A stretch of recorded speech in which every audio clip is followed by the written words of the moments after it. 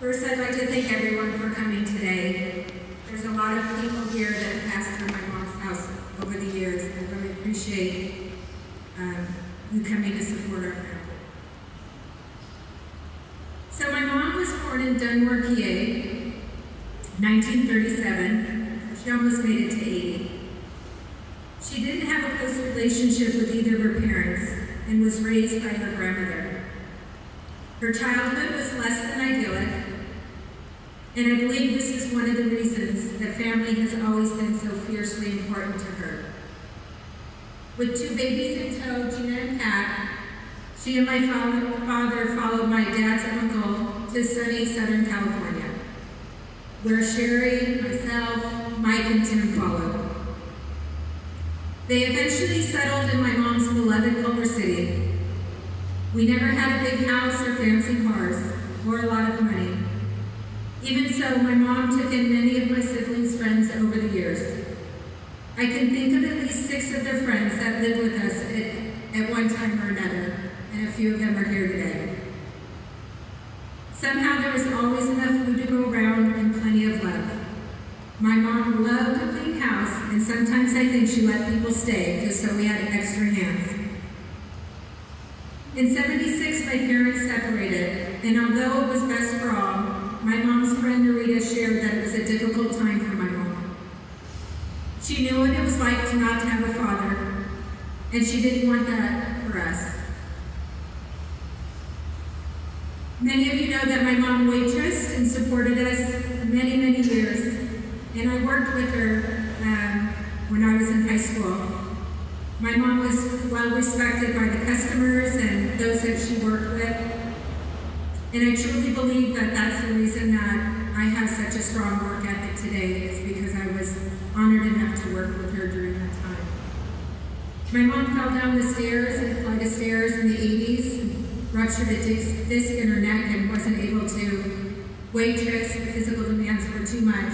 And so her and her sidekick, Narita, decided they were going to be real estate agents. And they were. I was never more proud than the day my mom called to tell me she passed her exam. She once told me she never wanted to sell someone a house that couldn't buy ice cream at the end of the month. And to me, that told me that she cared about people beyond just making the commission. After retiring in 2000, she spent most of her time traveling between California, Pennsylvania, Oregon, and Amy's home state of Minnesota, where her family still talks about my mom's lasagna. Aside from the occasional Vegas road trip, visiting family was her most treasured way to spend time. When Sherry's daughter Emily became ill, she was a source of faith for her. They would talk almost daily, praying as well as debating why God would choose Emily to be sick. And when tragedy struck our family, losing Sherry's daughter Emily and Pat's wife Lisa just weeks apart, she was understandably distraught. She took little time for herself before becoming our rock, our strength, and our support.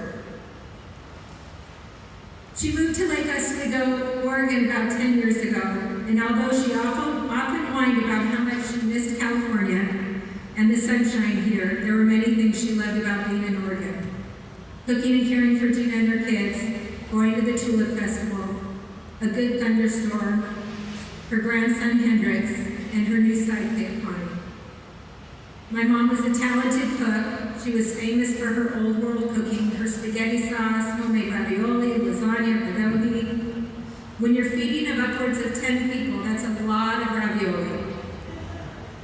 And she would make us pinch each and every one of them. And then she would watch them go in the water and make sure that we did a good job and they didn't open up.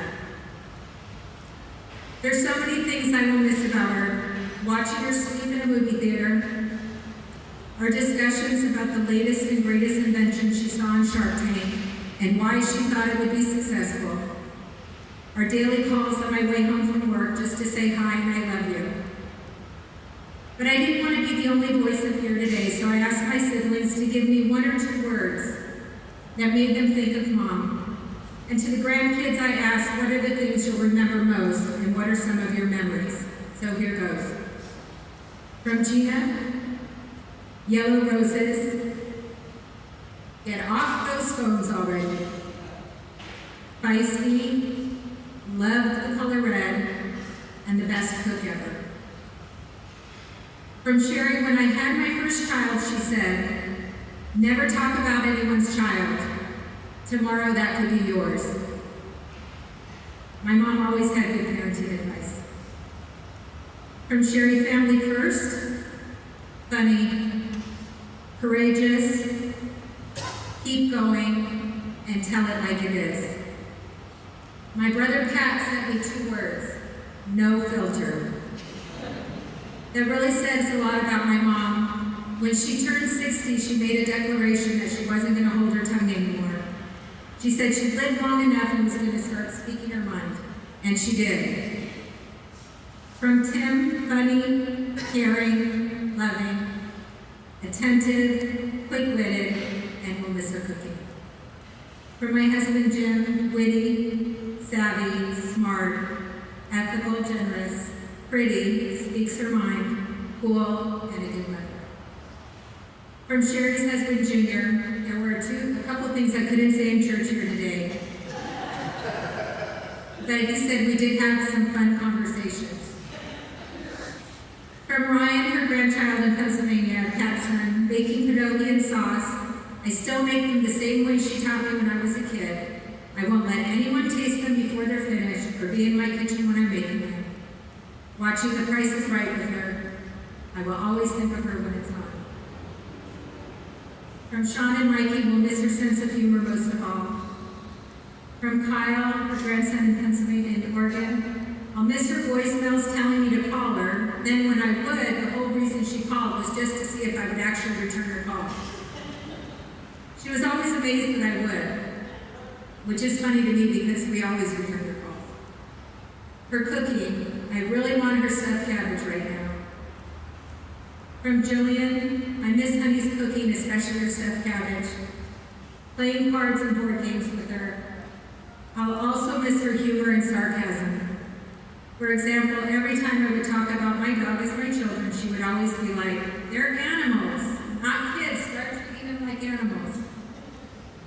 I have to say my mom never wanted to be that person that allowed the dog to eat at the dinner table, but secretly she was the softie with the animals. From Marie, I have to say her cooking, especially pierogi, and watching her talking about Jimmy Kimmel with her. From Sydney, I already miss talking to her about the news, current coupons, my mom was a coupon clipper, and who was on Ellen when I had a break between classes. Or calling waiters and waitresses, young man, young lady. And then Sydney wrote all my other stories involve her cursing, so we'll save those for later. From Miles, Gina's son in Oregon, I miss Grandma's honest, genuine personality. When I called her, it was truly easy to feel that she loved hearing from me and wanted to know everything about my day. She's the one person that I could count on to be a listener and a confidant that would shoot from the hip, making her the best advice giver. Grandma made me want to love my family even more and reach out to members that I don't have a great cadence with. It's amazing how much of a glue she was and is. I'm going to close with a couple things from Gina's daughter-in-law, Lindsay, who my mom was very tough on when she was the girlfriend. But when she was the wife, they were best buddies. She says, I'll miss her cooking and how she always walked in the room with a zinger. Like, why would I need to go to a fancy place for fish when McDonald's has the best fillet of fish? Or at the restaurant, she would say, I only want coffee, but just if you made it. Or when Hendrix, Gina's grandson, was little, she would talk and she would let us know that babies love her so much. And she is Hendrix's favorite because of her voice. And she was right. Hendrix would stare at her for hours. Or how she was so passionate about birthday celebrations. Everyone always got to blow out a candle and make a wish. Or Gina, expletive, let me talk. She was also a big fan of family. I remember her telling me secrets only because I was family now, even those Miles and I dated for 7 years and had a child, that it mattered most after we were married. She always had the top of the line parenting advice. She always left the best voicemails. For some reason, she also had the most to say about how much she appreciated my cooking, even though she poked it with a fork minutes before and would have comments like, "Do you even know how to cook chicken noodle soup?" I remember going shopping with her and how the color red wasn't just her favorite, but was a style icon. She told Lindsay her favorite outfit would be red pants and a black and white jacket with gold hoops. And then, about a week later, Lindsay texted me this and said she had one more last-minute entry. She said, "I remember when Hendrix was about a month old. At the time, we were staying at Gina's house and Marie was there. I remember her telling me how she wants one, pointing at Hendrix. I want one of those. And I was thinking, you're crazy and old. You can't have a baby, woman." But later we talked, and it wasn't about having a baby for her. I asked her if she had any regrets, or if she wishes she had done anything else with her life. She said no. "I just wish I could do it again with my babies." It wasn't about the baby Hendrix. It was to raise her kids again, and she did it perfectly.